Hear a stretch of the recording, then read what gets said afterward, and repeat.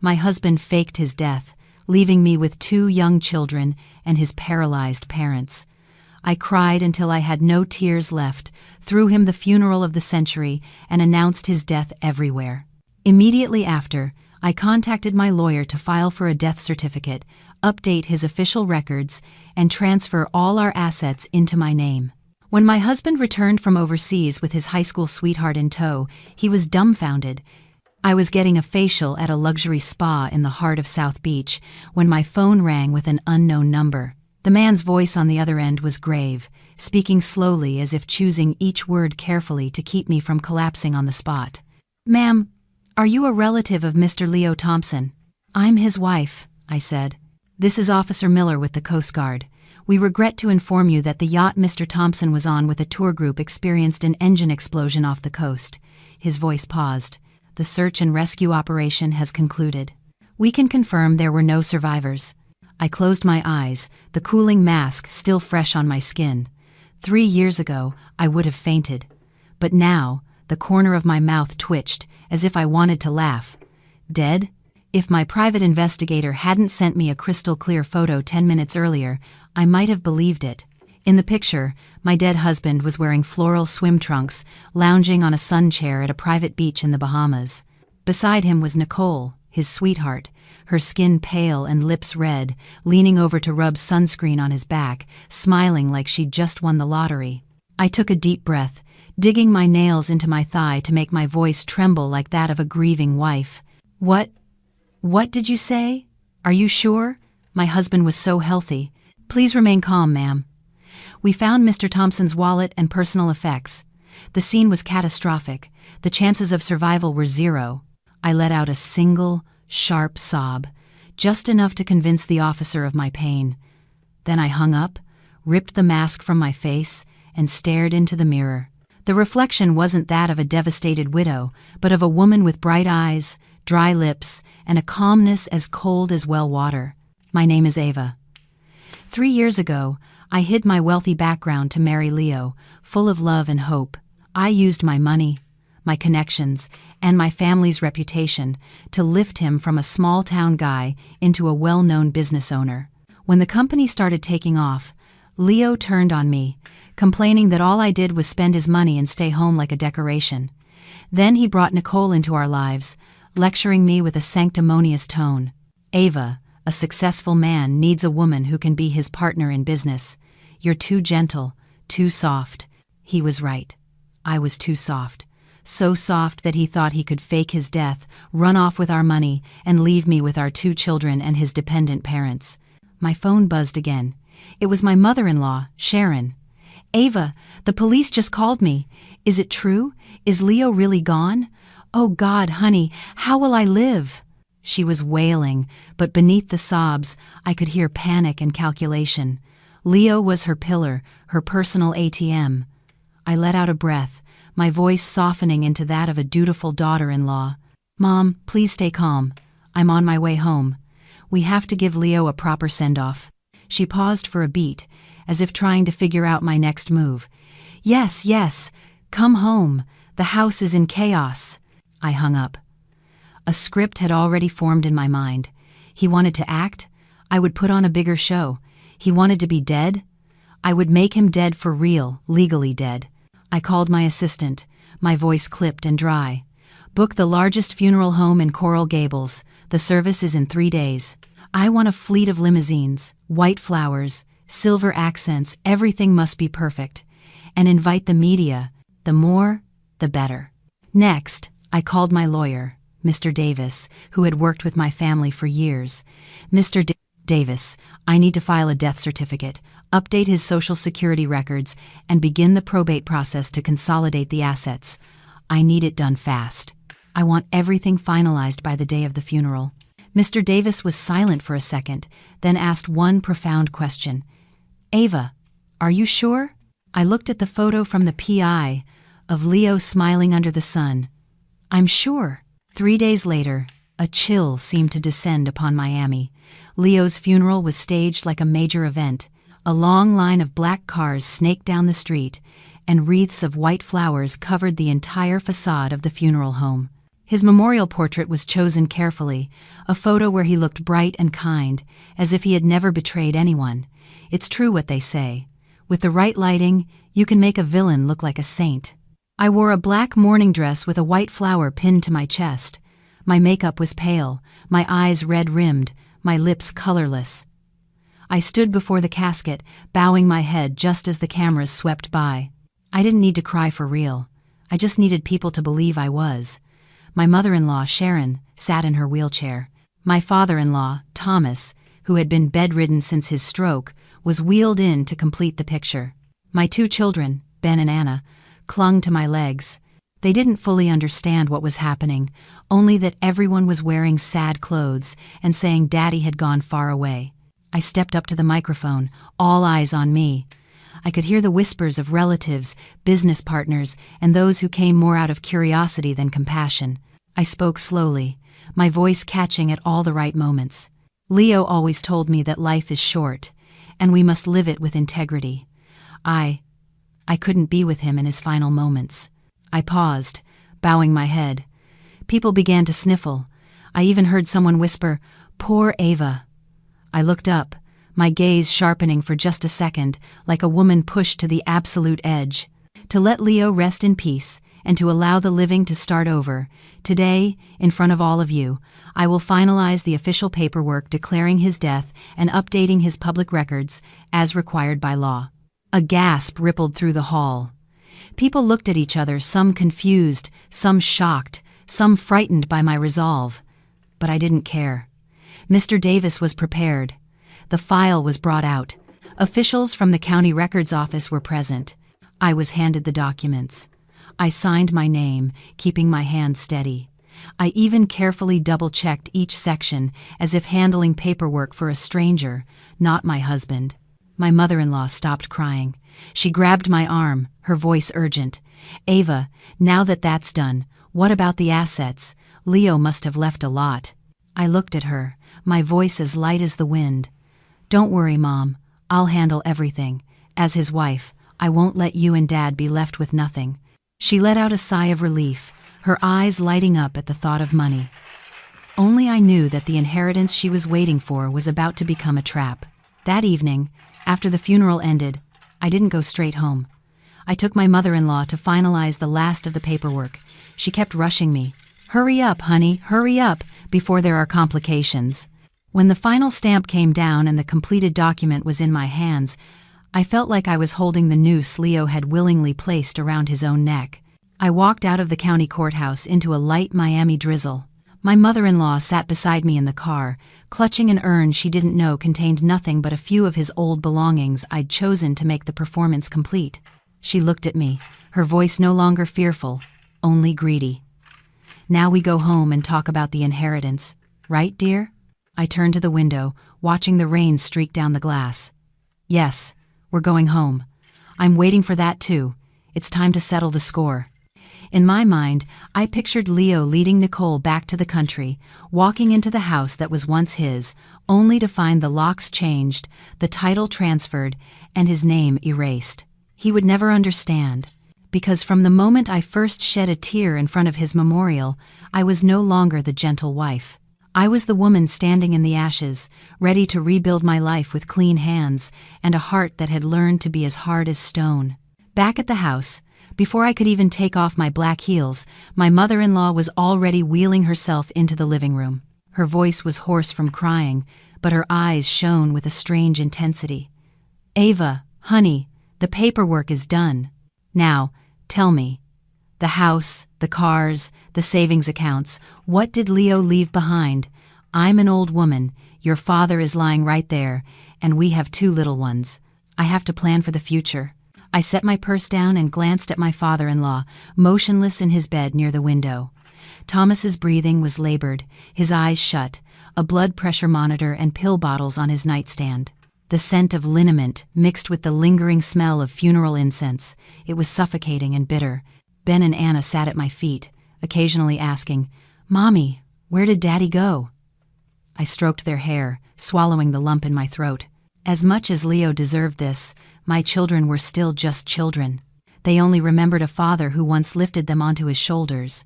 I turned to my mother-in-law, my voice as soft as always. "Mom, please be calm. I've had Mr. Davis prepare all the documents according to the law. He'll be here tonight, and we can go over everything clearly. We need to take care of Dad's medical bills and the kids' school tuition." Hearing the phrase, "according to the law," Sharon flinched, then nodded vigorously, as if afraid I'd change my mind. Yes, call the lawyer. Just make sure you take care of me, their grandfather, and the kids." I went to the kitchen to heat a kettle of ginger tea. My hands moved mechanically, but my mind was abuzz with a strange, new clarity. 3 years ago, I loved Leo. I accepted being taken for granted to keep the peace with his family. Now, I was holding this house together with a will of steel, though it was wrapped in a velvet glove. As I poured the water, I remembered all the money I had given Leo, the startup capital for his company, the money for his car, the funds for networking, the cash to cover payroll during tough months. I used to believe that an ambitious man would be grateful. I forgot that some men are only grateful when they're in need. Once they have wings, they see the woman beside them as nothing more than a shadow. My phone vibrated. A text from the private investigator, a short message and a new photo. In it, Leo and Nicole were standing at a resort check-in counter. Leo was smiling, his arm around Nicole's shoulders, looking like a man who had just escaped his old life. Below the picture, the PI wrote, "They're preparing to move again. Looks like they're about to fly." I locked the screen and took a deep breath. He thought he was so clever. But right now, in this house, everything he ever owned was already slipping from his grasp. The door opened. Mr. Davis arrived, his sleeves rolled up, a briefcase tucked under his arm. He greeted me and my mother-in-law with perfect decorum. "Good evening, Sharon." "Hello, Thomas." "Ava." My mother-in-law didn't bother with pleasantries. She pulled him closer as if he were a safe she needed to crack open. "Mr. Davis, please explain it to me clearly. Leo is gone. Ava is his wife, but I'm his mother, and his father is still alive. So, how will it be divided?" Mr. Davis sat down and opened his files, his voice calm, enunciating every word as if afraid someone might misunderstand a single comma. "Sharon, according to the death certificate and the official filings, Leo is legally deceased. Marital assets, without a will, must go through probate and be divided among the heirs at law." My mother-in-law nodded along, thinking she was about to hear the magic number. Mr. Davis glanced at me before continuing. "However, before we discuss division, I must bring up an important matter. Leo had significant financial obligations. He was in debt." It was as if someone had thrown a bucket of cold water on her. Debt? What debt? His company was doing well. I placed a cup of ginger tea in front of her, my voice full of self-reproach. "I didn't know either, Mom." But Mr. Davis had it checked. "I'm afraid Leo might have borrowed money without telling me." Sharon whipped her head toward Mr. Davis, her eyes wide. "Tell me, how much debt?" Mr. Davis pulled out several documents and laid them on the table. Personal loans, promissory notes, and a few co-signed business guarantees. The total comes to about $3.5 million. Sharon's jaw dropped. A sound escaped her lips like a shattering bowl. "Oh my God, $3.5 million? Is he insane? How dare he borrow that much without telling his mother?" I saw her hands tremble. She wasn't crying anymore. She was scared. For people like her, the only thing scarier than losing a son was losing money and having to pay back more. Mr. Davis continued in his steady tone. "To be clear, if you accept a share of the inheritance, you also accept responsibility for settling his debts up to the value of the assets you receive. If you and Thomas wish to inherit, you must also consider this debt." My mother-in-law slammed her hand on the arm of her wheelchair and shrieked, "No, I won't accept it. I'm an old woman. Where would I get $3.5 million to pay that off? Ava, you were his wife. You pay it." I feigned a startled look, but I didn't get angry. I bowed my head, my voice soft but firm, every inch the dutiful daughter-in-law. "Mom, I am his wife. I will take care of you and Dad and the children. I won't abandon you. But Leo's debt must be handled according to the law. I can't just take it all on myself. I have 2 children to think about. And with Dad's medical bills, I'm just one woman. I'm not made of money." She pointed a finger straight at my face, her voice cracking with rage. "You're a smooth talker. You're rich. I know your family has money." I looked at her, my eyes suddenly burning. Not with pain, but with the stark realization of how cheap this familial bond was. When Leo was bringing in money, she would serve me dinner and call me her sweet daughter-in-law. Now that he was dead, she was trying to use me as a shield against his debts. I swallowed hard and said, as if sighing, "Mom, if you believe I'm rich, then you should also believe I'm not foolish enough to do something illegal that would bring shame upon my children. I just want everything to be clear so Leo can rest in peace." Mr. Davis gently pushed a document toward my mother-in-law. His words were like a cold knife. "Sharon, if you are concerned about the debt, you can sign a disclaimer of interest, officially refusing the inheritance. We can arrange a similar process for Thomas under a legal guardianship. When you disclaim your share, you will not receive any part of the estate, nor will you be responsible for any of its obligations." My mother-in-law stared at the paper as if it were a snake. Her lips moved. "If I refuse, I get nothing?" I placed my hand on her shoulder, my voice softening as if I were genuinely comforting her. "Mom, you and Dad are still here, and I will still support you. But this $3.5 million debt? I'm scared creditors will come to the house and demand payment. It would be a shock for you, and it would make Dad's condition worse. If you sign the disclaimer, at least you won't be dragged into it." Sharon looked at me, a flicker of suspicion in her eyes. Then she looked at her motionless husband, and finally, back at the document. I knew she was weighing her options. She wasn't weighing love, she was weighing profit. After a moment, she snapped, "Give me a pen. I'll sign it. I'll sign it and be done with it. He's dead, and he's still trying to drag his mother down with him?" Mr. Davis didn't rush. He read every line to her. She signed with a trembling hand, the ink smudging slightly. Then she pressed her thumb onto the ink pad and left a bright red print on the paper. I looked at that thumbprint, my heart cold but also light. The legal tie between Leo and his own mother had just been severed by her own hand. Mr. Davis gathered his files and stood up. "Ava, we still have more to do for your portion. I'll accompany you tomorrow to the necessary offices. Remember to keep this document safe." I walked him to the door. Before he left, he leaned in and whispered, "You did the right thing. But from now on, you have to be careful. A man who fakes his death will usually come back when he sees his money in someone else's hands." I nodded, my eyes fixed on the dark yard, where the wind rustled through the trees as if someone were out there, listening. When I turned back inside, my mother-in-law had changed her clothes and was sitting up straighter, like someone who had just escaped a disaster. She looked at me, her tone less harsh but still devoid of warmth. "Ava, you take care of that debt tomorrow, you hear? Don't let those people come here and cause a scene." I looked at her, then at my 2 children sleeping on the couch. I answered softly, "Yes, Mom, I'll take care of it." But in my heart, another sentence rang out, clearer than any other. "Leo, your own mother just signed a paper disowning you. When you come back, you'll see just how alone you really are. And that is only the beginning." That night, long after everyone was asleep, I sat alone in the living room. Only a small lamp was on, just enough to illuminate the stack of papers Mr. Davis had left on the table. The numbers and legal clauses lay dormant, but in my mind, everything was in motion. I thought of Leo, of his confident swagger when he was still here, always puffing out his chest and telling me, "With me here, you don't have to worry about a thing." I thought of the first time he asked me to sign a power of attorney, saying it was for business convenience, and how I'd signed without a second thought. And then I thought of the investigator's photo of him sunbathing with Nicole, smiling like a man free of all responsibility. I stood up and went into my children's bedroom. Ben was sleeping on his side, his hand still clutching an old teddy bear.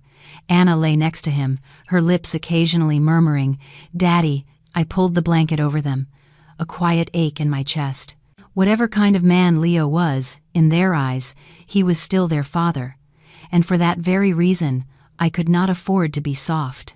The next morning, I woke up early to make oatmeal for my father-in-law, prepare his medication, and call the home nurse to change his dressings. My mother-in-law sat in a corner, her face weary but her eyes less tense than the night before. She had signed the papers, and now her only thought was how to live out her days in peace. As soon as the nurse left, I changed my clothes to go out. My mother-in-law watched me, her voice wary. "Where are you going so early?" "I'm going to the bank with Mr. Davis. There are a few more things we need to sort out, to avoid any trouble later." She didn't ask any more questions, probably afraid that asking too much would uncover something unpleasant. I met Mr. Davis out front. As soon as the car started moving, he got straight to the point. "Ava, I've been thinking since yesterday. You've handled every step perfectly, but I have to be blunt. Knowing Leo's personality, he won't give up easily." I stared out the window at the morning traffic, everyone busy with their own lives. "I know, I'm waiting for him to come back." Mr. Davis glanced at me, slightly surprised. "You're waiting?" I gave a humorless smile. "Yes. A man who fakes his death to run with the money has two options. Either he runs forever, or he comes back when he thinks it's safe. I believe Leo is the second type." He nodded, saying no more. We arrived at the bank, where I met with the private client manager and signed document after document. The accounts in Leo's name were frozen based on the death certificate. Our joint assets were transferred to a transitional estate account. Everything went smoothly, exactly according to procedure. As we walked out, Mr. Davis said quietly, "This step effectively cuts off his access to any money in this country." "Money is the first thing he'll look for when he comes back," I replied. Just then, my phone rang. An unknown number. I answered it. The voice on the other end was hoarse and low, as if trying to suppress something. "Ava, it's me." Just 2 words, but they sent a chill down my spine. I stopped walking. Mr. Davis stopped with me. "Who is this?" I asked, my voice steady. There was a second of silence, followed by a soft, familiar, and utterly detestable laugh. "Don't play dumb. I know you're smart, and I know what you've been doing." I gripped the phone tighter. "If you don't have legitimate business with me, I'm hanging up." "Ava," Leo's voice dropped, "I never thought you'd go this far. You really had me declared dead?" I closed my eyes for a beat, then answered slowly, enunciating each word. "You are dead, Leo. At least on paper." He exhaled sharply on the other end. "You think you've won? You think erasing my name solves everything? I'm alive, and I can come back any time." I laughed, a silent, bitter laugh. "Come back how? Your social security records are updated, your bank accounts are frozen, and your name has been removed from the company's board.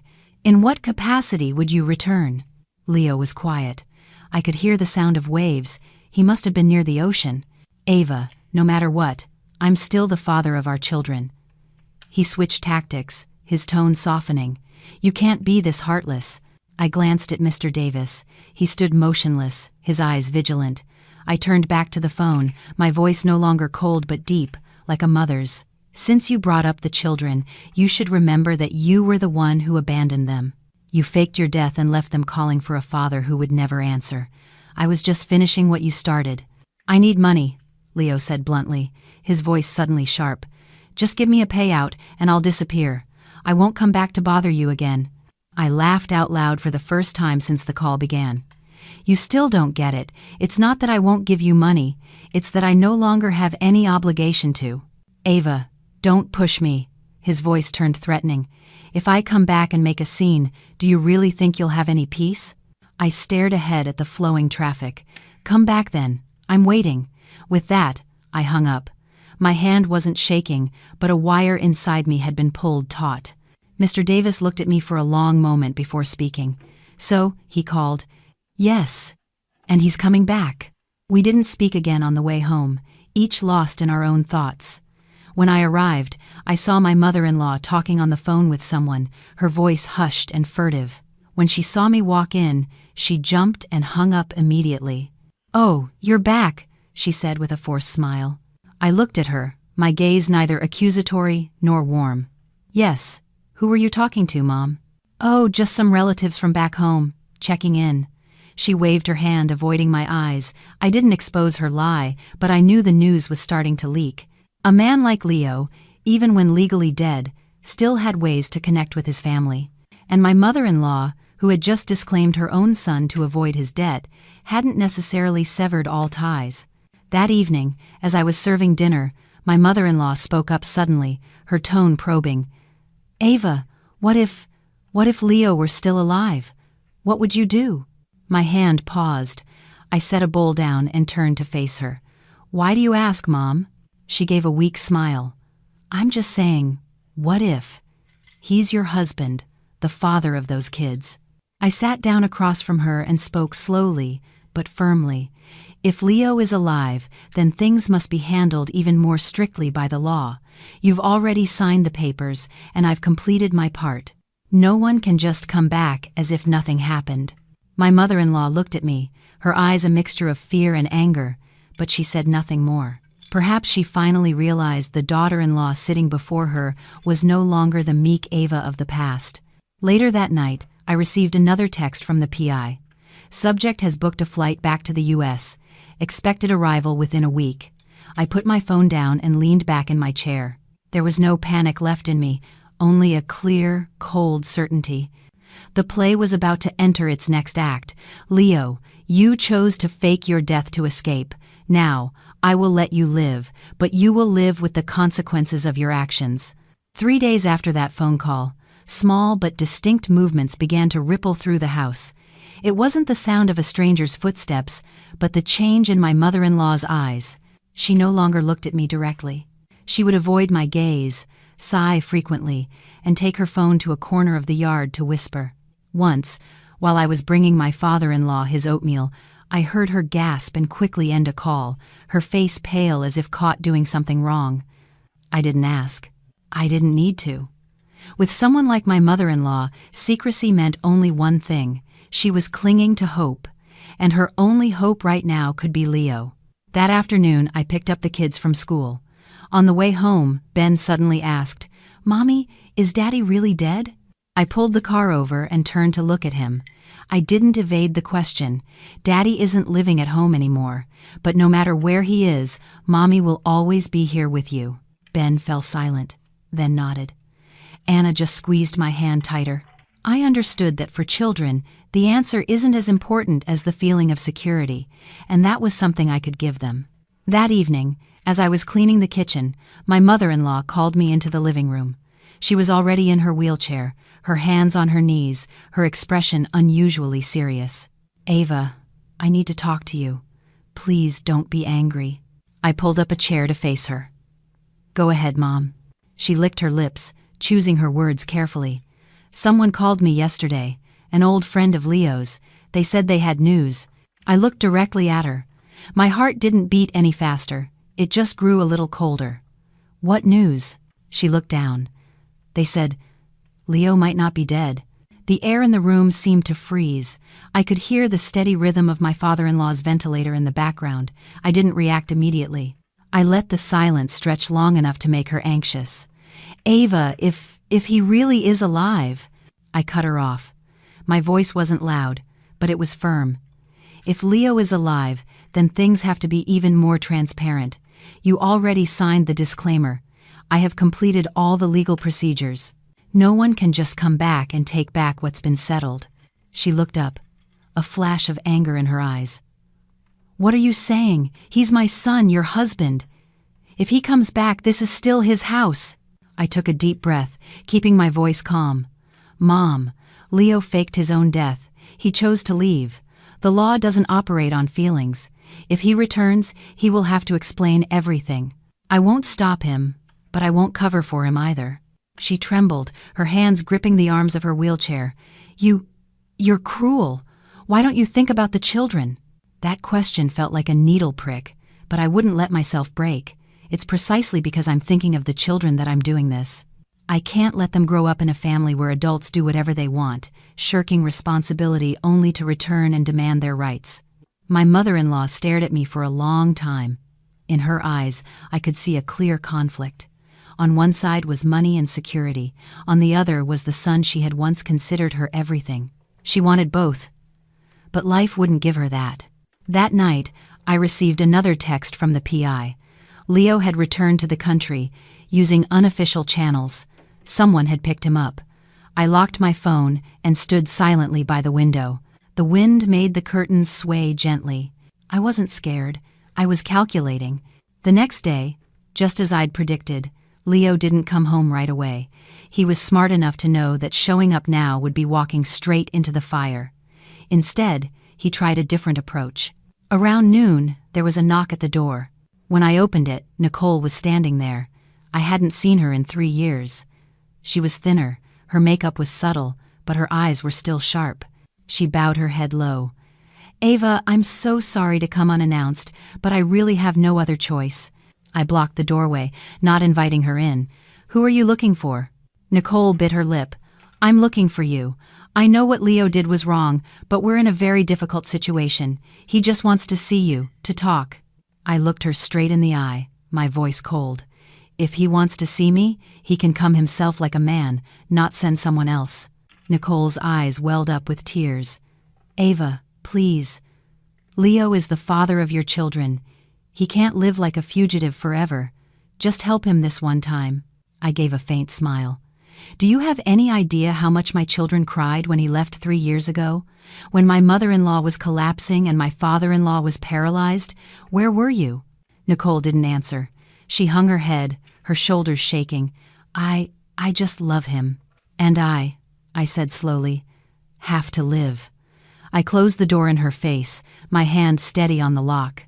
That afternoon, my mother-in-law flew into a rage. She slammed her hand on the table and yelled, "Ava, did you just send someone away? That was Leo's friend." I looked at her, my eyes unflinching. "Yes. I don't entertain strangers." "Strangers?" she scoffed. "She came on Leo's behalf." "No," I replied. "There is no Leo's behalf in this house anymore." She froze. It was probably at that moment she truly understood that her daughter-in-law had completely severed her son's easy path back. That night, while I was putting the children to bed, my phone rang again. "It was him," I answered. "Ava." Leo's voice was hoarse and tense. "You're too cruel. You even turned Nicole away." "She came on her own," I said. "I didn't invite her." "What do you want?" he snarled. "Do you want me to really die?" I paused for a beat before answering. "You're already dead, Leo. You chose that yourself." The line went silent. Then he let out a dry, humorless laugh. "Fine. You're forcing my hand. Then I'll come back. I'll stand right at the front door, in front of Mom, in front of the kids, and we'll see how tough you can be." I closed my eyes and spoke slowly and clearly. "Come back then. I'm waiting." I hung up and sat on the edge of the kids' bed. Anna was sound asleep, but Ben was still restless. I stroked his back and whispered, "Go to sleep, sweetie. Mommy's here." Outside, I knew a great wave was coming. Leo was about to reveal himself. My mother-in-law would have to choose a side. And I, the woman who once cried as she buried her husband, was now preparing to face a living husband who no longer had a place in this world. The next morning, I woke up earlier than usual. Not because I couldn't sleep, but because I knew something would happen today. The feeling wasn't fear, but the cold, sharp clarity of someone who is prepared. I made oatmeal for my father-in-law, fed the children, and drove them to school just like any other day. I didn't want them to sense the instability at home. On the way, Anna wrapped her arms around my neck and whispered, "Mommy, I dreamed about Daddy last night." My hand faltered on the steering wheel for a second, but my voice remained steady. "What was Daddy doing in your dream?" "He was standing outside the door, but he couldn't come in." My heart clenched. Children are far more perceptive than adults realize. I gently kissed her forehead. "It's okay, honey. You just focus on school. Mommy is always here." After dropping them off, I returned home. As I pulled into the driveway, I saw an unfamiliar car parked a short distance away. It wasn't fancy, but it was parked discreetly. I knew immediately Leo was nearby. Inside, my mother-in-law was already in the living room. She wasn't watching TV or holding her phone. She was just staring intently at the front door. Seeing me, she startled. "Oh, you're back." She hesitated. Then, as if she couldn't bear it any longer, blurted out, "Ava, Leo," he called me. I set my purse down and sat across from her. "What did he say?" She looked down, wringing her hands. "He said he's coming home. He asked me to convince you to to clear the way for him. I looked at her for a long time, not with anger or blame, but with a desire to understand. "And what did you tell me to do?" She looked up, her eyes filled with a genuine torment. I don't know anymore. He's my son, but I'm also scared." I nodded. "You have every right to be scared." "What do you mean?" she asked, startled. "Leo faked his death. If he comes back now, he'll be facing not just his family, but the law. If you try to protect him, you'll be the first one implicated as an accomplice." My mother-in-law trembled. She knew I wasn't threatening her. I was stating a fact. Just then, the doorbell rang. Not an urgent, repeated ringing, but a single, slow, deliberate chime, as if the person outside knew someone was waiting. My mother-in-law looked at me, her eyes wide. Is that him?" "Stay here, Mom." I stood up. "I'll get it." I walked to the door, my heart beating steadily. When I opened it, Leo was standing there. It had only been 3 years, but he was much thinner. His once full face was now gaunt, his eyes shadowed with dark circles. He was no longer wearing the expensive clothes I used to buy him, but a simple, wrinkled shirt. But his gaze was the same, the gaze of a man used to giving orders. "Ava," he said, his voice hoarse, "I'm home." I looked him up and down, then said very softly, "You have no right to be at this gate." He froze. "What did you say?" "You're legally dead. The dead don't have the right to come home." He let out a strained laugh. "You're taking this too far. I'm here to see my mother, to see my children. We can discuss our issues behind closed doors." I shook my head. "If you step into this house now, you'll be incriminating yourself. You know that." He stared into my eyes, his voice turning sharp. "Are you trying to back me into a corner?" I looked right back at him. "You backed yourself into a corner, Leo. The moment you stepped on that yacht." From inside the house came the sound of wheelchair wheels. My mother-in-law had come out onto the porch. When she saw Leo, she burst into tears. "Leo, you're really alive?" Leo's expression softened instantly. "Mom, I'm sorry. I'm late coming home." She wheeled herself closer, weeping as she lightly slapped his arm. "You scared me to death. Where have you been for 3 years without a word?" I stood between them, feeling like I was watching a familiar play, only this time I was no longer a bystander. "Mom," I said, my voice cutting through the drama, "go back inside. This won't be solved with tears." Leo spun toward me. "Stay out of this, Ava. This is between my mother and me." I gave a bitter smile. "No, this involves all of us, and it's best we make it clear right here, in front of the gate, in front of the neighbors, so no one can accuse me of hiding anything later." Leo's face turned pale. He understood my meaning. If I made a scene, he would have no way out. He lowered his voice, almost pleading. "Ava, I was wrong. I was truly wrong. I never expected things to turn out like this." "Whether you expected it or not is irrelevant," I replied. "What matters is what you did." He looked from his mother to me. "I just want to come inside, just for a little while." I shook my head. "No. This house is currently in my name. You have no right to enter." That sentence was like a knife. Leo's eyes widened. "How dare you say that? I'm stating a fact under the law." He was silent for a long time, then he suddenly turned to his mother. "Mom, you tell her. Let me in the house." My mother-in-law looked at me, then at her son. She was crying, but she didn't move. "Leo, I can't." Her words stunned him. He couldn't believe what he was hearing. Sharon looked down, her voice trembling. "I already signed the papers. I'm scared, son. I can't go through any more trouble." In that moment, I saw something collapse in Leo's eyes.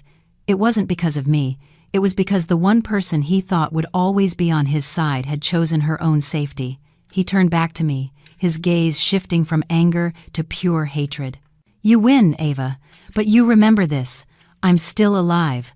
I won't let this go." I looked at him calmly. "You're alive, but you have nothing left."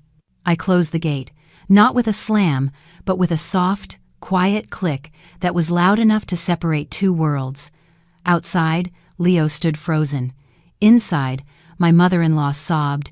I leaned my back against the cool metal of the gate and closed my eyes for a second.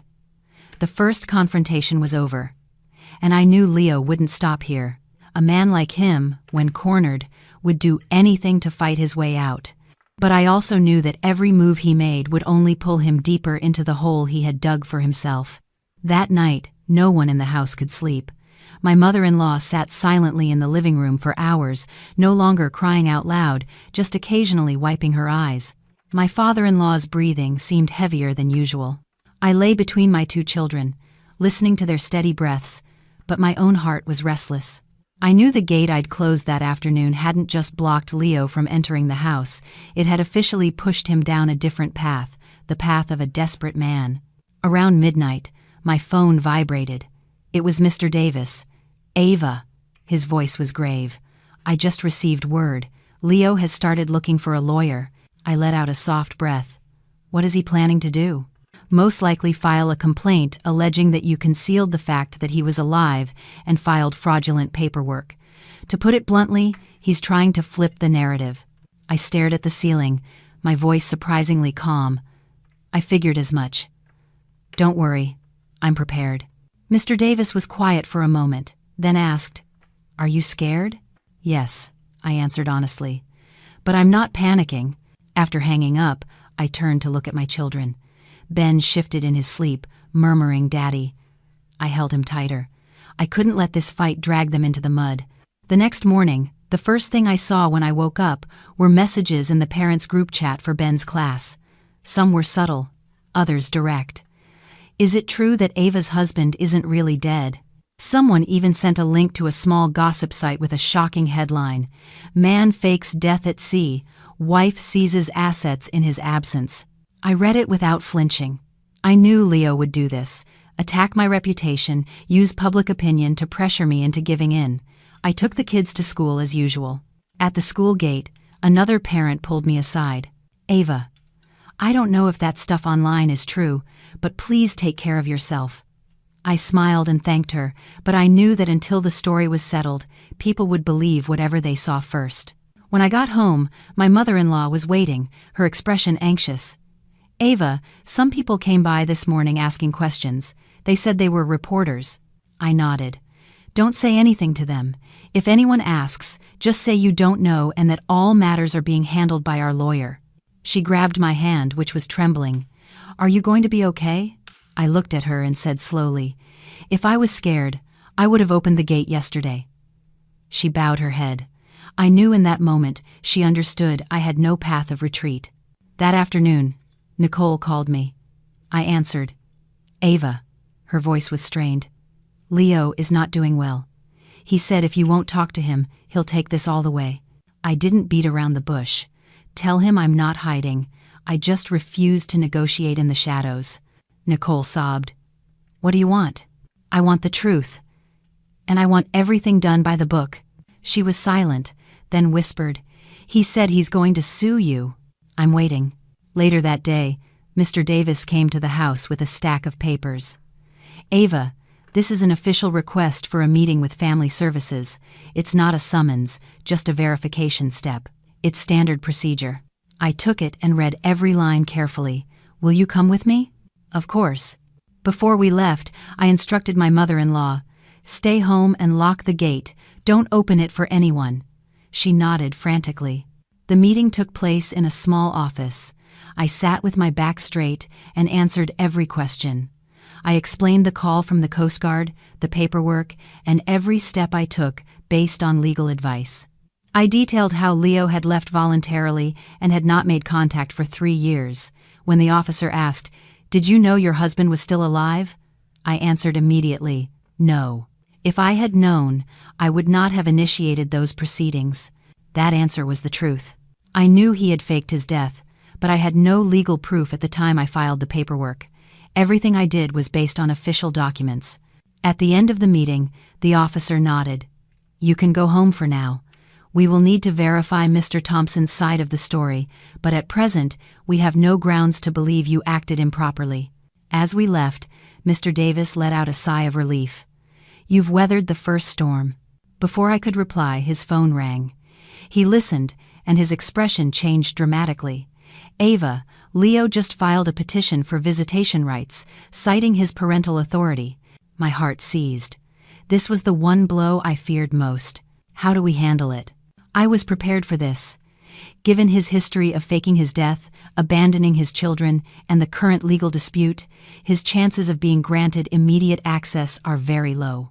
But it's going to be exhausting. I nodded. I'll do whatever it takes. That night, I talked to my children. I sat down at their level. Ben, Anna. Soon some people might ask you questions about Daddy. Just tell them what you know. You don't need to be afraid. Ben looked at me with a maturity beyond his years. Mommy, did Daddy make you sad? I choked up for a moment, then told the truth. Yes, he did, but Mommy is strong now. Anna wrapped her arms around my neck. I don't need Daddy, I need you. I hugged them both, a tear finally falling after so many days. Late that night, I received a text from Leo. Just one line. How long do you think you can keep this up? I didn't reply. I put my phone down and looked out the window. The wind was blowing harder, carrying the feeling of an approaching storm. But I also knew that the fiercer the storm, the clearer the sky afterward. Leo was playing his last cards, and every move he made was being carefully recorded. From the day Leo officially reappeared, the atmosphere in our home was stretched taut like an invisible wire. No one said it, but we all knew the storm was just beginning. That morning, just as I finished preparing my father-in-law's breakfast, my mother-in-law spoke up, her voice low and tired. Ava, I couldn't sleep last night. I set the bowl down and turned to her. Are you worried about Leo? She nodded, her eyes red. He's been texting me nonstop. He says he was wrong. He says he just wants to come home, to see his children. I was silent for a moment. I couldn't forbid her from loving her son, but I also couldn't allow that love to shatter all boundaries. Mom, I said slowly, he can say many beautiful things. But what matters is what he did, and what the consequences are. She sighed, her trembling hands resting on her knees. I know, but he's my son. I nodded. I understand. But I am also Ben and Anna's mother. She looked at me, and this time her gaze held no blame, only exhaustion and helplessness. Perhaps she was finally feeling the price of indulging a son who had never grown up. That afternoon, Mr. Davis called. Ava, I have an update. Leo is filing petitions everywhere complaining about you, demanding access to the children, but I also found something very interesting. I stood on the balcony, looking down at the yard. What is it? During the time he was legally dead, Leo's name appeared on several financial transactions overseas. They aren't large, but they're enough to prove he wasn't missing, as he now claims. My heart beat a little faster. So you're saying? I'm saying that if we can prove he faked his death to evade responsibilities and conceal assets, his legal standing will be severely weakened. We might even have grounds for a countersuit. I closed my eyes. A moment later, I said, help me gather all the evidence. I don't want to attack, but if he's going to drag me through the mud, I won't just stand here. That evening, as I was picking up the kids, a neighbor rushed over. Ava, there's a man standing at your gate. It's your husband. I stopped. My heart didn't race, but my hands turned cold.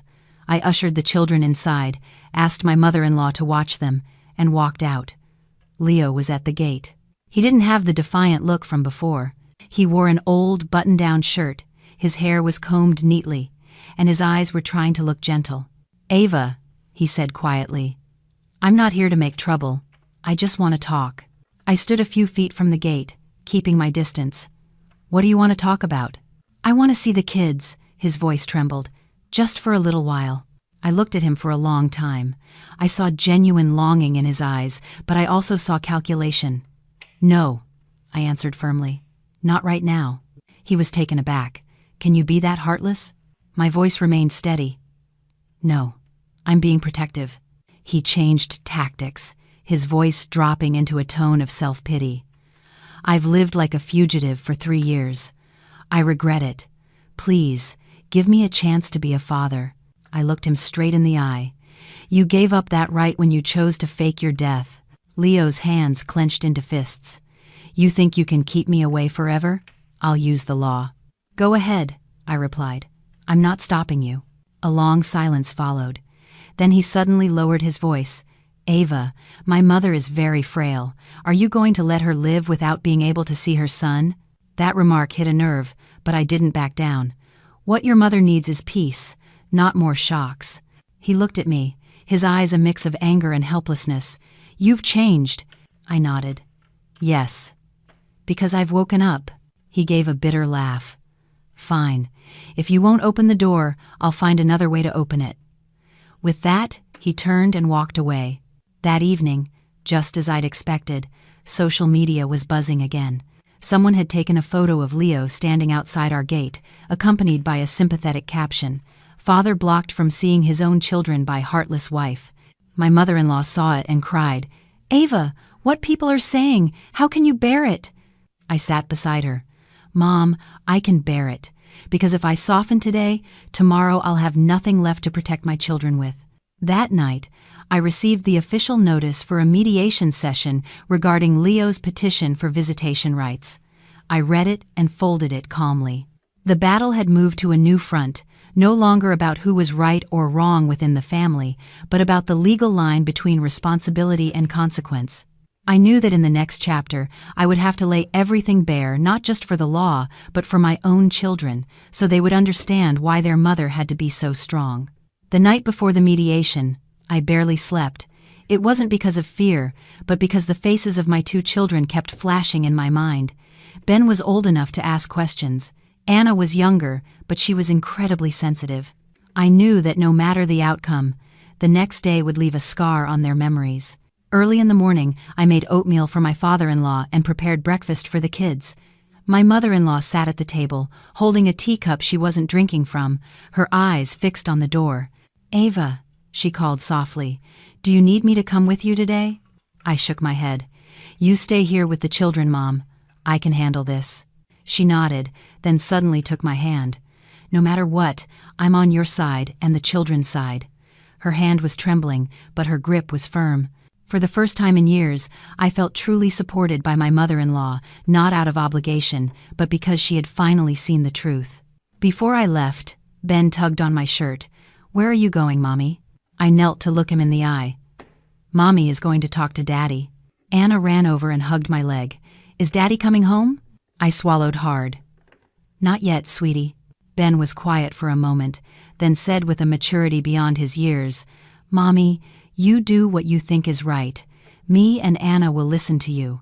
My heart ached. Sometimes children grow up so fast it makes a mother both proud and heartbroken. The mediation room was small, with fluorescent lights and neatly arranged furniture. Leo was already there. He looked at me, his eyes a mixture of anxiety and confidence. "Ava," he stood up, his voice soft. "You're here." I nodded without replying. Mr. Davis sat beside me. The mediator began by explaining the process and invited Leo to speak first. He stood up, his voice trembling as he spoke of how much he missed his children, of his past mistakes, and of his desire to make amends. He was very convincing, eloquent enough to make any outsider feel sorry for him. "I'm not asking for anything more than the right to be a father," he concluded, his eyes red. The mediator turned to me. "Ma'am, do you have a response?" I took a deep breath and stood. "I do not deny that he is the biological father of my children," I began slowly. "But the right to be a father is not just about blood, it's about responsibility." I recounted everything. The faked death, abandoning his elderly parents and two young children, and the 3 years of complete silence. I didn't raise my voice or cry. I just stated the facts. Leo grew agitated and cut in. "I had my reasons." I looked him straight in the eye. "Did you have a reason to abandon your children for 3 years?" The room fell silent. Mr. Davis presented the evidence, the overseas transactions, the text messages, the timeline. The mediator frowned, taking copious notes. "Currently," I continued, "my children are psychologically stable. To allow him sudden access would be a shock. I propose that if visitation is considered, it must be on a probationary basis and professionally supervised." Leo's face paled. "You want to control my life forever?" "No," I replied. "I want to protect my children." After nearly 2 hours, the mediation was paused. No conclusion was reached, but it was clear Leo's position was weak. As we left the room, he blocked my path. "Ava, you won. What more do you want?" I looked at him, my voice weary. I want you to stop hurting our children. He gave a bitter smile. You think you're so noble? I didn't answer. I knew that for him, winning and losing would always be more important than right and wrong. That evening, I picked up the kids. Ben could read the outcome on my face. Are you tired, Mommy? A little, honey. That night, I explained everything to them in the simplest terms possible. I didn't sugarcoat it, nor did I villainize him. I wanted them to understand that adults make mistakes, and some decisions have a price. Late that night, I received a text from Leo. I'm not giving up. I looked at the screen for a long time, then turned off my phone. I knew the hardest part was still ahead, but I also knew I had overcome my greatest fear. After the mediation, I thought things might quiet down, but I was wrong. When a man accustomed to running is backed into a corner, he will choose to burn everything down to save himself. 3 days later, I was in a virtual meeting with a client when my mother-in-law's phone started ringing off the hook. She answered, and not 10 seconds later, her face went white. Her hand trembled so much she dropped the phone. Ava, they're here! I ended my meeting and shot up from my desk. Who's here? Child Protective Services. And the police. Her voice was frantic. They said someone filed a complaint against you for child abuse. My ears rang, but in a single breath, I understood. Leo had made his move. By the time I got home, there were several people waiting at the gate. A female officer stepped forward, her tone polite but firm. Are you Ava Thompson? We've received a report alleging that you are obstructing paternal rights and may be psychologically manipulating your children. My mother-in-law clung to my sleeve. That's not true. My daughter-in-law has raised these children since they were babies. She's never even yelled at them. I gently removed her hand and looked at the officer. I am happy to cooperate. Please, come in. Ben and Anna were sitting on the sofa, their eyes wide. I sat down next to them and took their hands. Who are they, Mommy? Anna whispered. They're just here to ask some questions, sweetie. The officer knelt and spoke to Ben first. Her questions were gentle and carefully worded, never leading. Are you scared of your mommy? Does your mommy stop you from seeing your daddy? Ben looked at me, then back at the officer. Mommy doesn't stop me. She just said I can see him when I feel ready. The officer took notes, then turned to Anna, asking a few simple questions. My daughter shook her head repeatedly when asked if she was ever hit or yelled at. The visit lasted nearly 2 hours. Before leaving, the officer told me, At this time, we see no signs of abuse, but you should be prepared for the other party to continue filing complaints. I nodded. I understand. When the gate closed, my mother-in-law collapsed onto a chair, tears streaming down her face. How could he be so cruel, Ava, to use his own children to hurt you? I sat beside her. Mom, I was expecting this. That night, I called Mr. Davis. He's starting to play dirty. His voice grew heavy. I just got word, too. He's filing complaints with multiple agencies. But don't worry, Ava. The more he does this, the worse his own case looks. I was silent for a few seconds. I don't want the children dragged into this. Then you have to be decisive, Mr. Davis said bluntly. Stop playing defense. The next morning, I got a call from Leo. This time, there was no pretense of kindness. See? His voice was full of challenge. I told you I wouldn't give up. You're hurting your children, I replied, my voice turning to ice. I'm just taking back what's mine, he scoffed. If you were smart, you'd sit down and negotiate. Negotiate what? Give me custody of one of the kids, or at least split the assets with me. Otherwise, I have plenty of other ways to do this. I gripped the phone. Are you threatening me? No. His voice dropped low. I'm reminding you that I'm their father. I hung up.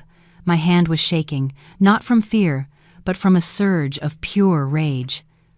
That night, I sat at my desk for a long time, staring at 2 files Mr. Davis had prepared. One contained everything I had endured. The other contained evidence that could leave Leo with no way out. I remembered my lawyer's words. With some people, the more you concede, the more they take. Late that night, I went out to the living room. My mother-in-law was still awake, knitting a sweater for Anna, her hands trembling. Mom, I said softly. She looked up. You're still awake? Mom, if I escalate things, will you blame me? She looked at me for a long time, then set down her knitting. I used to blame you for being too tough. But now, I only regret that I failed to teach him how to be a decent man. A tear fell before I could stop it. I don't want the kids growing up in the middle of a tug of war. I know, she took my hand.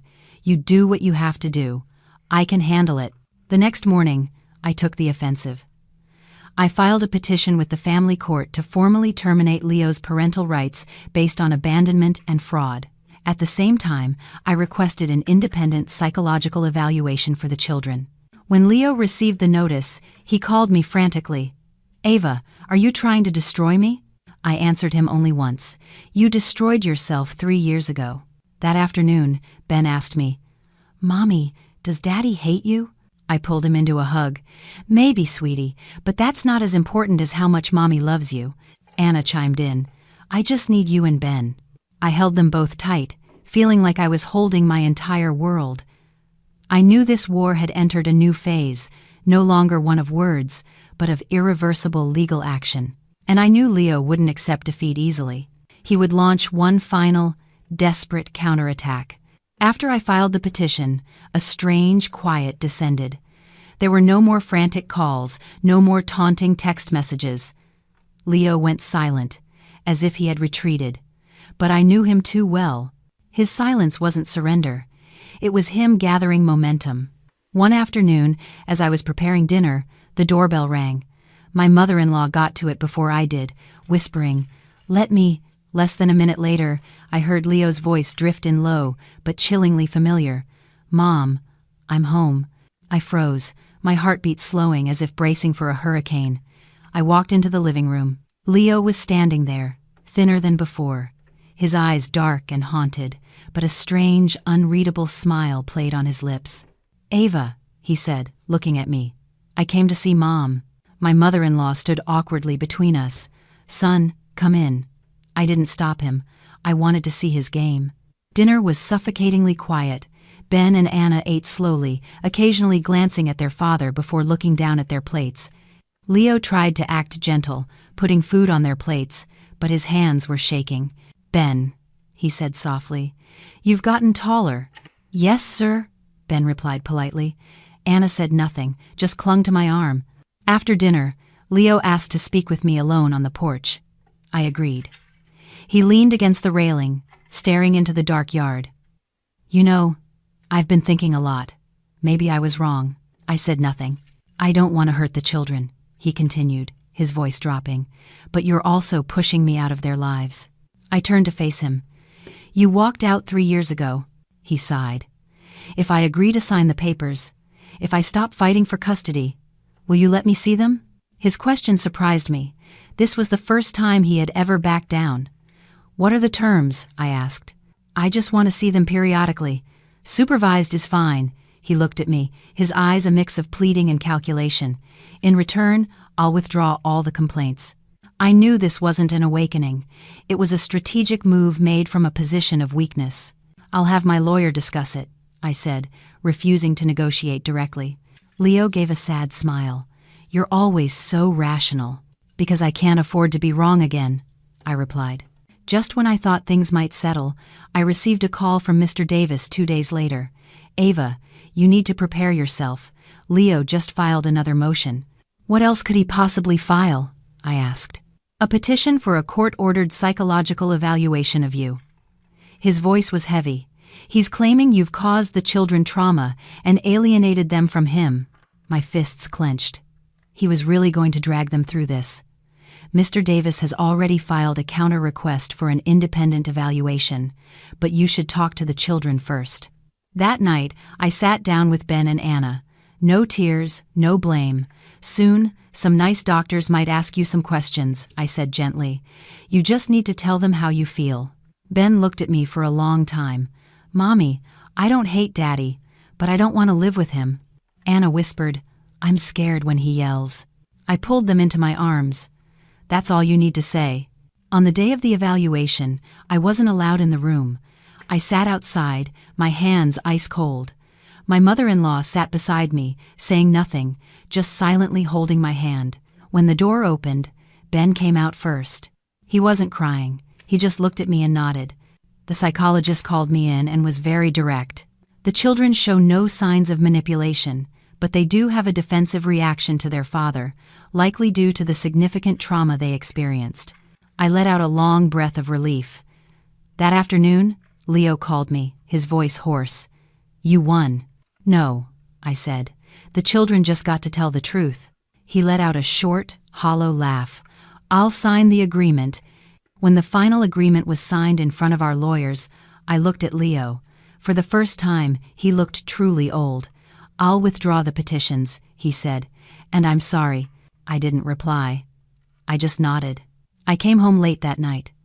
Ben was asleep. Anna was asleep in my mother-in-law's arms. I stood watching them for a long time. I knew the legal battle was mostly over, but the wounds in my children's hearts would need time to heal. My mother-in-law came over, her voice thick with emotion. "Ava, I'm so sorry." "For what, Mom?" "For raising him, but failing to teach him." I hugged her. "You did the best you could." That night, I sat alone on the balcony. For the first time in a long time, I felt a sense of lightness. Not because I had won, but because I had protected what mattered most. But I also knew that with Leo, things were never really over. He might accept defeat on paper, but I doubted his heart had let go, and I had a feeling the next chapter would be his final, most unexpected attempt to hold on. After the agreement was signed, our house became unusually quiet. The phone didn't ring off the hook, the threatening texts stopped. Leo vanished from our lives, as if he had truly accepted his retreat.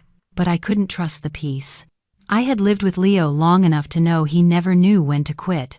A week later, my mother-in-law fell ill. I was dropping the kids at school when a neighbor called. "Ava, your mother is having trouble breathing. I've called an ambulance." I spun the car around, my heart pounding. By the time I reached the hospital, she was already in the emergency room. Leo was standing in the hallway, his back against the wall, his face ashen. He saw me, and his eyes held a complex emotion, not anger, not defiance, but fear. "How's Mom?" he asked, his voice raw. "The doctors are with her now," I replied curtly. We stood near each other, less than a yard apart, but as distant as strangers. A while later, a doctor came out and said my mother-in-law had suffered a hypertensive crisis and needed close observation. Leo hung his head, his hands clenched.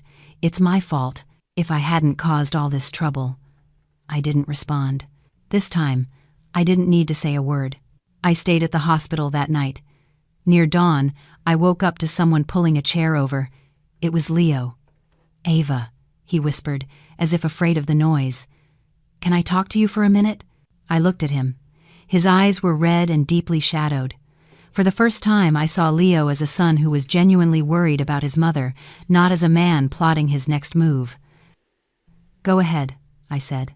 He was silent for a long time, then let out a heavy sigh. "I'm not asking you to take me back. I'm not fighting for the kids anymore. I just want, when Mom wakes up, please don't stop me from visiting her." I looked toward her room. "That's the doctor's decision, not mine." He nodded, then said unexpectedly, "I know nothing I do will ever make you trust me again." I didn't deny it. "But there's something," he hesitated, "I want to tell you, not to be forgiven, but to finally end it." I was slightly taken aback. "Tell me." 3 years ago," he said slowly, "I faked my death not just for the money. I wanted to escape the responsibility of being a husband and a father. I thought I was so smart. But seeing Mom lying in there, I realized there are some things you can never run from." His voice cracked on the last sentence. I listened, but my heart felt no great turmoil. Perhaps when you've been hurt enough, a confession no longer carries the weight you thought it would. The next morning, my mother-in-law woke up. The first thing she did was search for me with her eyes. "Ava," she whispered weakly. "I'm here, Mom." She squeezed my hand, then slowly turned to look at Leo, who was huddled at the foot of the bed. Tears rolled down her cheeks. I was a bad mother. Leo fell to his knees. "Mom, I'm so sorry." Her hand trembled as she reached out to touch his head. "I don't need your apology. I just need you to stop making your wife and children suffer." Her words were like a final judgment. Leo bowed his head low. unable to answer. In the following days, Leo came to the hospital regularly, but kept his distance. He didn't try to approach the children or cause a scene. When Ben and Anna came to visit their grandmother, he just watched from afar. Once, Ben walked over to him on his own. "Daddy," he said calmly, "Grandma is sick. Please don't make her sad anymore." Leo froze, then nodded. "Okay, son. I promise."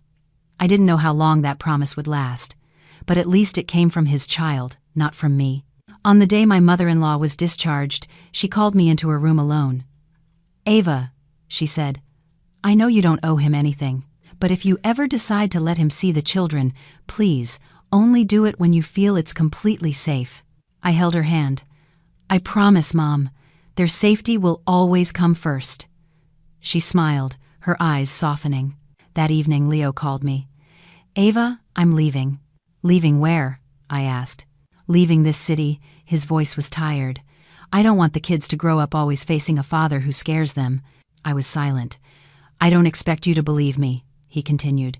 "I just hope you won't hate me anymore." I replied very slowly, "I don't hate you. I just don't have a place for you in our lives anymore." The other end of the line was silent for a long time. Then he whispered, "I understand." The call ended. I stood by the window, watching the city lights. I felt neither happy nor sad, just a light, empty feeling, like closing an old door for the last time. But I knew the story with Leo wasn't completely over. Some people leave, but their shadows remain, waiting for one final appearance. And I had a feeling the next chapter would be when all the truths were laid bare, with no turning back for anyone. From the day Leo said he was leaving, the house fell into a quiet so deep you could hear the clock ticking at night. It wasn't a peaceful quiet. It was like the calm after a storm, when the receding water reveals all the cracks at the bottom that everyone sees, but no one wants to touch. 3 days after she came home, my mother-in-law called me into her room. "Ava, sit down." I pulled a chair to her bedside. She was thinner, her hair grayer, but her eyes were startlingly clear. "I know what you're thinking," she said slowly. "You're afraid he's gone, but it's not over." I didn't deny it. "I'm just afraid he'll come back one day, in a worse way." She nodded. "I'm afraid too, but some things are more dangerous when they're hidden." She reached into her bedside table and pulled out a thick, yellowed envelope. "I've kept this for a long time. I was going to take it to my grave, but now I think you should have it." I took the envelope, my heart slowing. "What is it, Mom?" "Proof. Related to his faked death." She closed her eyes, her voice trembling. "I wasn't innocent, Ava." I opened the envelope. Inside were copies of wire transfers, old text messages, and a handwritten note from Leo, begging his mother to confirm he was missing to legitimize the official report. I looked up. "Mom!" Tears streamed down her face. I was wrong. At the time, I just thought as long as he was alive, that was all that mattered. I didn't think about how the consequences would fall on you and the children. I took her hand. "The fact that you're telling me this now is enough. But deep down, I knew this file wasn't just a confession. It was the final piece of the puzzle." That afternoon, Mr. Davis came over. I gave him the envelope. He studied it for a long time, then exhaled. "If you submit this, Ava," he said bluntly, "Leo will have no way back. He could face criminal charges." I looked out at the yard, where Ben was playing soccer with Anna. "I don't want them to have a father in prison." "But if you don't," Mr. Davis replied, "he can always come back, playing the victim." I barely slept that night. I sat by my children's beds, watching them breathe. I wondered, how much protection is enough, and at what point does mercy become self-destruction? The next morning, Leo appeared unexpectedly. No call, no warning. He was standing at the gate, a suitcase at his feet. His face was gaunt, but his eyes held a strange calm. "I came to say goodbye," he said when I opened the gate. "Goodbye?" "Yeah. I'm really leaving." I looked at the suitcase. "Where are you going?" "South," he said with a wry smile. "There's nothing left for me here." He looked deep into my eyes, as if searching for an unspoken answer. "Ava," he said, "are you holding on to something of mine?" My heart seized. "What are you talking about?" "The papers." His voice dropped. "Mom told me." I didn't deny it. "Yes." He closed his eyes and gave a sad laugh. I figured, "Are you here to ask for them back?" I asked. "No," he shook his head. "I'm here to tell you. Do what you think is right." For the first time, I saw no calculation in his eyes. "Aren't you scared?" "Of course I'm scared." His voice was raw. "But I'm tired. 3 years of running. I finally learned that the more you run, the more you lose." A long silence passed between us. "I just ask one thing," he continued. "If the kids ask about me someday, don't tell them I was a coward." I replied slowly, "I'll tell them you were a man who made a mistake, but had the courage to face it." He nodded. "That's enough." He picked up his suitcase and walked away without looking back. I stood there for a long time, until his figure disappeared down the street. Only then did I realize my hands were ice cold. That afternoon, I went with Mr. Davis to submit the final file. Not to destroy Leo, but to close every last loophole. The clerk who took the file looked at me and said quietly, "You're doing the right thing. Not for revenge, but so no one else gets hurt." When I got home, my mother-in-law was waiting. "He's gone?" She exhaled as if a great weight had been lifted. "Is it over?" I shook my head. "Almost, Mom."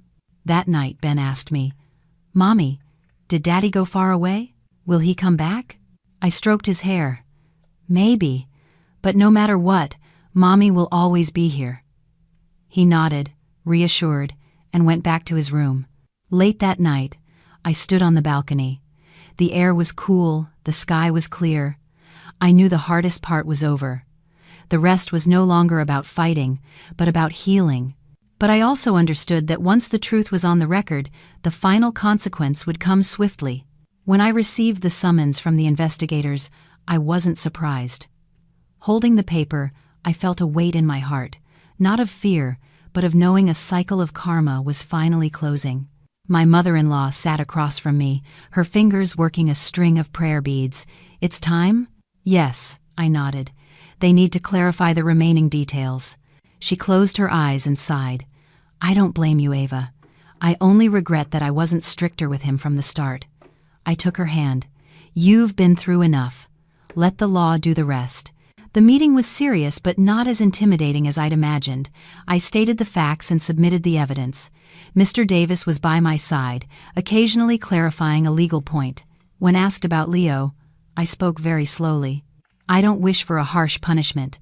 I only wish for the truth to be officially recognized, so no one has to live in a web of lies again." The investigator nodded. "We understand. That is our goal as well." That afternoon I received a text from an unknown number. Just one sentence. "I'm done here. I don't blame you." I stared at the screen for a long time, then deleted it. Not out of hatred, but because I knew, from that moment on, we were on two completely different paths. A few weeks later, the official conclusion arrived. Leo's act of faking his death was confirmed. Because he had cooperated and partially confessed, he avoided severe criminal penalties, but all his rights and obligations were clearly re-established. Most importantly for me, my full custody and guardianship of Ben and Anna were upheld. That night I cooked a simple meal. Not a celebration, just a true family dinner after a very long time. My mother-in-law ate slowly, then put down her bowl. "Ava, thank you." "For what, Mom?" "Thank you for not letting hatred blind you." Her voice caught. "I'm old. All I want is for my grandchildren to grow up to be good people." Ben looked up from his plate. "We'll be good, Grandma." Anna nodded in agreement, her face smudged with food. I laughed, a warmth spreading through the house. One afternoon, while I was at the park with the children, Ben asked out of the blue, "Mommy, will I be like Daddy when I grow up?" I stopped and knelt down to his level. "You will be like whoever you choose to be, not like me, and not like him." He thought for a long time, then said, "Then I choose to be like you." Anna rushed in. "Me too." I hugged them both. In that moment, I knew every sacrifice had been worth it. Occasionally, my mother-in-law would mention Leo. Not often, just in short sentences. He sent me some medicine. He asked how the kids are doing. I would listen without comment. I didn't forbid it, but I didn't encourage it. I let things be what they were. One rainy evening, I received a final call from Leo. "Ava." His voice was calm and steady. I'm going to be working farther away. It might be a long time. Okay, I said. I just wanted to say, I owe you. I paused. You don't owe me. You owe your children. He gave a soft laugh. Yeah, I know. The call ended there.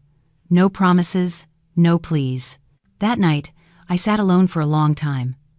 I thought about the years that had passed, about the man who was once my world, and then became the storm that nearly swept everything away. I wasn't angry anymore. I just felt a clear, certain peace. I had made it through. Life didn't give me a perfect husband, but it gave me 2 wonderful children and an invaluable lesson. Sometimes you have to lose something to find yourself. The next morning, I took Ben and Anna to school. Before running inside, Ben turned and hugged me. Mommy, you'll pick me up this afternoon, right? Of course. Anna kissed my cheek, smiling brightly. Don't worry, Mommy. I stood and watched them run through the school gates, my heart as light as a cloud. I didn't need a dramatic ending. All I needed was for each day to pass with me and my children living in truth, security, and peace. When the story ends, what remains is not about winning or losing, and certainly not about who was right or wrong. It's about the price of every choice we make. Leo chose to run, to fake his death for money and freedom, but in the end, he lost everything: his honor, his family's trust, and the right to be a father. And I, a woman who seemed gentle, was forced to stand tall to protect her children, learning to be clear-eyed, resolute, and responsible for my own choices. The greatest lesson here isn't about the law, but about cause and effect. Some mistakes, when you first make them, seem like shortcuts. But the farther you go down that path, the harder it is to turn back. If you shirk responsibility today, it will come knocking tomorrow in a far more painful way. No one can build a stable life on a foundation of lies. For parents, this story is a clear reminder. Children don't need perfect parents, but they need responsible ones. A parent who disappears, for any reason, leaves a deep wound that no amount of money can heal. And for women who might find themselves in a similar situation, please remember, kindness is not weakness, and tolerance does not mean letting others trample your boundaries. When you need to protect your children and yourself, you have the right to be strong, to say no, and to use the full power of the law and transparency to save your own life. Life doesn't always grant us a perfect family, but it always gives us the power to choose how we live, in fear or in truth. To live to please others, or to live so that your children will never have to bow their heads in shame for the things their parents did.